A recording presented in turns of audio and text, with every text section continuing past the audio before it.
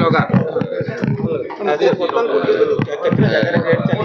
Sir କ'ଣ କହିବେ ଆପଣ ଆପଣଙ୍କ ନିର୍ଦ୍ଦେଶରେ ଆଜି ଭଦ୍ରକରେ 6ଟି ସ୍ଥାନରେ ଗୋରୁ ମାଫିଆ ଘରେ ରେଡ୍ ହେଉଛି କ'ଣ ସାର୍ ମିଳିଛି ବର୍ତ୍ତମାନ ସୁଦ୍ଧା କ'ଣ ଆବଶ୍ୟକ ଜିନିଷ ମିଳୁଛି? ଆପଣମାନେ ଜାଣିଥିବେ ନିକଟ ଅତୀତରେ ବିଭିନ୍ନ ପ୍ରକାର ଛୋଟ ଛୋଟ ଇନସିଡେଣ୍ଟ ଘଟୁଛି ଯେଉଁଟାକି ସାମ୍ପ୍ରଦାୟିକ ସଦ୍ଭାବନାକୁ ନଷ୍ଟ କରୁଛି। ସେ ଭିତରେ ଗୋ ଚାଲାଣ ହେଉଛି, ଗୋ ତସ୍କରୀ ହେଉଛି। ଏ ଯେଉଁ ଗୋରୁ ଚୋରି ହେବା ଦ୍ୱାରା ବହୁତ ଗରିବ ଲୋକ ହଇରାଣ ହେଉଛନ୍ତି। ତା ସହିତ ଆପଣ ଜାଣିଥିବେ ଗୋ ଚାଲାଣ ଏବଂ କଟା ଗୋରୁ ମାଂସ କାଉ ସ୍ଲଟରିଂ ସେଇଟା ମଧ୍ୟ ଚାଲିଛି, ସେଇଟା ୱେଷ୍ଟବେଙ୍ଗଲକୁ ଯାଉଛି।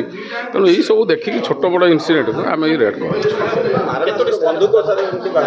ହଁ, କିଛି ଜାଗାରେ ବନ୍ଧୁକ ଖଣ୍ଡା ଏଗୁଡ଼ା ବାହାରିଛି, ତା ସହିତ କ୍ୟାସ୍ ଗୋଲ୍ଡ ଏଗୁଡ଼ା ବାହାରିଛି ଯେଉଁଟାକି ସେଇ ଗୋ ଚାଲାଣ ପଇସାରେ ସେମାନେ କିଣିଛନ୍ତି।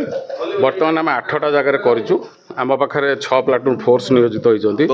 DSP 2 ଜଣ, ଭଦ୍ରକରେ ପୁରୁଣା ବଜାରରେ 5ଟି ଏବଂ ଗୁଜରାଟରେ 3ଟି। ବର୍ତ୍ତମାନ ସାର୍ ଆକଳନ କରିଛନ୍ତି କେତେ ଟଙ୍କା ବାହାରିଲାଣି? ବର୍ତ୍ତମାନ ଆମେ ଯାହା ଦେଖିଛୁ, ଯାହା ଶୁଣୁଛି, ପୁରା ତ ଆମର କାଉଣ୍ଟ ହେଇନି, ପାଖାପାଖି 20 ଲକ୍ଷ କ୍ୟାସ୍ ହେଇଯିବ।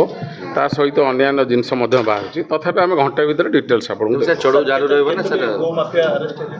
ବର୍ତ୍ତମାନ ସୁଦ୍ଧା ମୁଁ ଯାହା ଜାଣିଛି 5 ଜଣ ଡିଟେନ୍ ଅଛନ୍ତି। ଆଉ କିଛି ଆମର ଧରିବା ପାଇଁ ଆମ ପ୍ରୟାସ ଚାଲିଛି। ଧନ୍ୟବାଦ ସାର୍।